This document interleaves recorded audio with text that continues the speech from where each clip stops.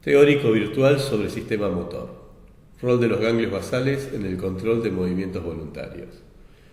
En este audiovisual analizaremos el papel de los ganglios de la base en el control motor. En primer lugar, revisaremos la estructura general del sistema motor y la relación de los ganglios de la base con el resto de las estructuras que participan en el control motor.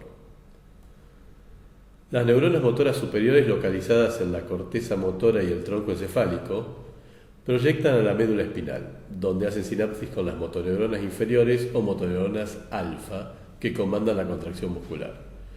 La actividad de las motoneuronas superiores es modulada por estructuras adicionales que participan en el control motor. Una de ellas es el cerebelo, que recibe información propioceptiva de los músculos y las articulaciones desde la médula espinal. Por otro lado, recibe información sensorial y sobre el plan motor provenientes de varias regiones de la corteza cerebral. De este modo puede comparar la acción planificada con la real y ajustar el plan motor vía proyecciones a las cortezas motoras a través del tálamo y núcleos motores del tronco. Otro grupo de estructuras que modulan a las motoneuronas superiores son los ganglios basales, que constituyen parte de un circuito subcortical que recibe proyecciones de la mayoría de las áreas de la corteza y envía proyecciones a las cortezas motoras y premotora y al tronco encefálico. Los ganglios basales son fundamentales en la iniciación y secuenciación de movimientos. Mientras una lesión completa de las vías descendentes motoras generará la falta de ejecución de movimientos voluntarios por debajo de la lesión, lo que se conoce como parálisis, las lesiones cerebelosas o en los ganglios de la base generan desórdenes del movimiento que no implican parálisis. En esta clase veremos en más detalle la organización de los circuitos de los ganglios de la base y desórdenes asociados a su disfunción. Los ganglios de la base constituyen circuitos que son esenciales para el inicio y terminación de movimientos voluntarios. Por otra parte, y en conjunto con la corteza motora suplementaria, participan en la generación de secuencias de movimientos, tales como jugar al tenis o tocar el piano. En este video veremos la localización anatómica de las estructuras que componen los ganglios de la base. Esta simulación nos permite apreciarlos al remover el cráneo y la corteza cerebral. Como veremos, los ganglios de la base incluyen a los núcleos putamen y caudado con forma del cuerpo estriado. También incluyen al globo pálido, que tiene una porción externo-lateral y una porción interno-medial.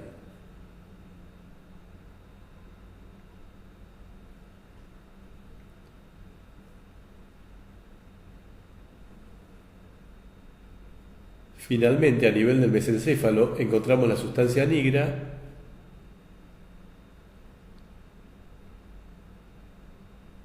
y los núcleos subtalámicos.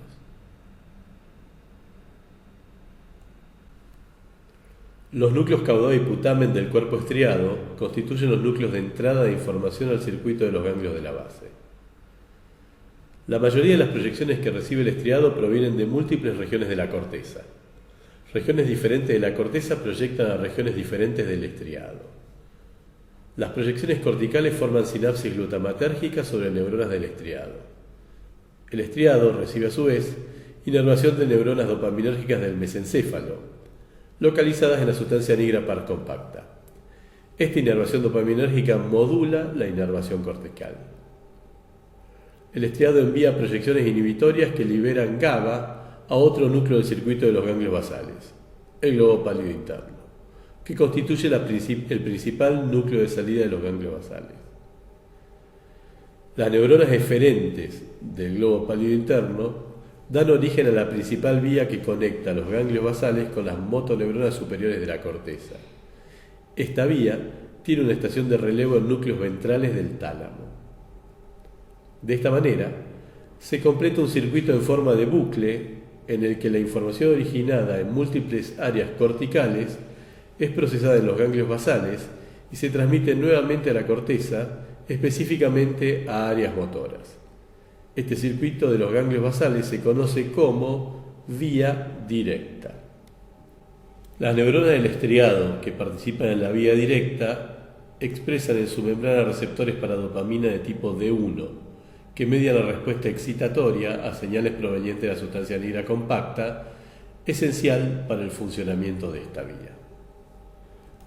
Aquí vemos una representación esquemática de la vía directa. Las neuronas del estriado, llamadas neuronas espinosas medianas, poseen un gran árbol dendrítico. Cada neurona cortical contacta un gran número de neuronas espinosas medianas, cada una de las cuales integra información proveniente de miles de neuronas corticales. Las neuronas espinosas medianas se encuentran mayormente silentes y se activan cuando reciben señales excitatorias significativas de la corteza y de la sustancia negra compacta. Las neuronas del pálido, en cambio, tienen actividad tónica. Dado que las neuronas del pálido son inhibitorias sobre el tálamo, contrarrestan posibles señales que podrían provocar excitación talámica. Así, las neuronas del tálamo mantienen una actividad reducida y no ejercen una excitación significativa sobre las neuronas de la corteza. Este mecanismo contribuye a la prevención de movimientos no deseados. Ante una activación transitoria de las neuronas del estriado por acción de la corteza, las neuronas del pálido se silencian transitoriamente debido a la acción inhibitoria proveniente del estriado. Esta ventana temporal de inhibición del pálido reduce su efecto inhibitorio tónico sobre el tálamo, permitiendo que otras señales excitatorias puedan activarlo. Este mecanismo es llamado desinhibición, ya que la inhibición ejercida por el pálido es interrumpida transitoriamente. La desinhibición transitoria del tálamo permite que éste envíe señales excitatorias a las motoneuronas superiores y así la iniciación de movimientos. La vía directa que describimos hasta ahora tiene la función de interrumpir la inhibición tónica del tálamo que se transmite a las motoneuronas superiores. Una segunda vía, la vía indirecta, funciona aumentando el tono inhibitorio del circuito de los ganglios de la base. Esta vía indirecta provee un camino adicional por el cual el estriado se conecta con el globo pálido interno. La subpoblación de neuronas espinosas del estriado que participa en la vía indirecta proyecta el globo pálido externo, que proyecta el núcleo subtalámico. El núcleo subtalámico proyecta de regreso al pálido interno, el cual, como ya hemos visto, se conecta con la corteza vía el tálamo. Cuando la vía indirecta se activa por señales de la corteza, las neuronas del estriado inhiben la actividad tónica de las neuronas del pálido externo. Como las eferencias del pálido externo son inhibitorias, la activación de la vía indirecta trae como consecuencia una activación del núcleo subtalámico. Como el núcleo subtalámico es excitatorio sobre el pálido interno, la activación de la vía indirecta aumenta el tono inhibitorio sobre el tálamo y, en consecuencia, sobre las motoneuronas superiores. Como vimos, las neuronas espinosas que participan en la vía directa expresan receptores dopaminérgicos de tipo D1, que median una respuesta excitatoria a las señales de la sustancia negra.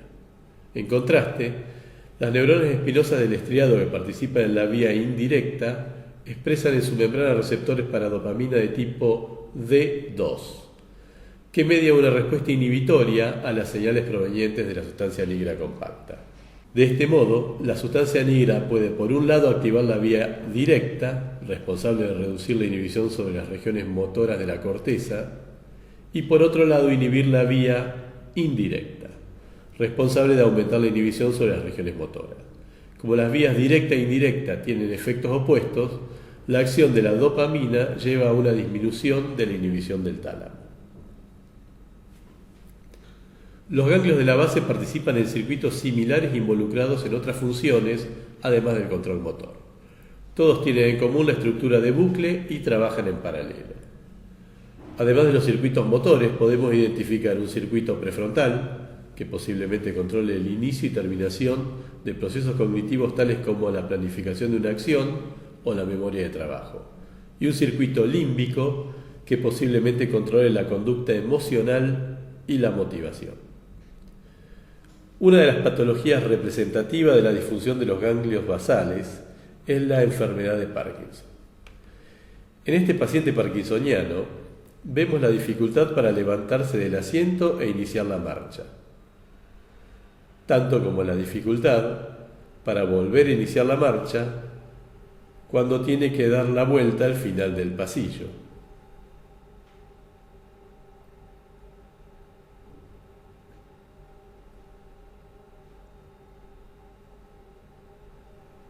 Estas manifestaciones reflejan la asinesia típica de la enfermedad.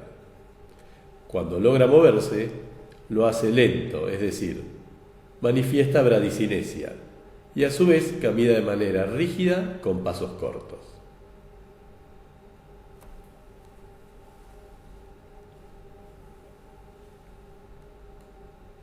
Como vimos, el control de los movimientos voluntarios por los ganglios de la base involucra la modulación dopaminérgica proveniente de la sustancia negra sobre el estriado. En la enfermedad de Parkinson se produce una degeneración de estas neuronas dopaminérgicas y se debilita la modulación por dopamina de los circuitos de los ganglios basales. ¿Cómo podemos explicar las manifestaciones del Parkinson debido a la disfunción de los circuitos de los ganglios de la base? La debilitación de las señales dopaminérgicas nigroestriatales reduce, por un lado, la estimulación de la vía directa y, por otro, remueve la inhibición sobre la vía indirecta. Ambos efectos resultan en un aumento del tono inhibitorio de los ganglios basales ejercido sobre el tálamo, reduciendo la probabilidad de activación de las motoneuronas corticales y, por ende, hipocinesia. La predicción del modelo que vimos es que, si pudiéramos de algún modo reducir la hiperinhibición tónica del pálido interno sobre el tálamo, podríamos mejorar a un paciente con Parkinson. Aquí vemos al mismo paciente que veíamos antes, a quien se le activa un estimulador que tiene implantado bajo la piel del pecho y que envía pulsos eléctricos mediante un cable al núcleo subtalámico. Se usa un tipo de estimulación que interfiere con la actividad de este núcleo. La dificultad que antes tenía para iniciar el movimiento ya no se observa, así como tampoco se observa la rigidez característica durante la marcha. Por otra parte, la marcha es ágil, refleja una disminución de la bradicinesia. ¿Cómo se explica la mejora en la marcha por inhibición del núcleo subtalámico? Tal como se ve en el esquema, si interferimos con la actividad del núcleo subtalámico, disminuye la sobreestimulación sobre el pálido interno, recuperándose la inhibición tónica sobre el tálamo a valores más cercanos a los normales, y por ende, habilitando la salida talámica y el reclutamiento de las cortezas motoras. Otra manifestación del Parkinson es el temblor. En este paciente vemos que el temblor se manifiesta tanto en relajación como en una postura sostenida.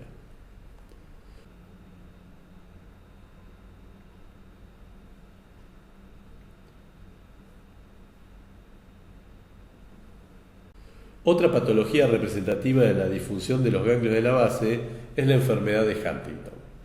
Los pacientes se caracterizan por presentar hipercinesia, que se manifiesta en forma de movimientos abruptos e involuntarios en la musculatura proximal, que llamamos corea, y de la musculatura distal, que llamamos atetosis. Una manifestación adicional de la enfermedad de Huntington es la demencia.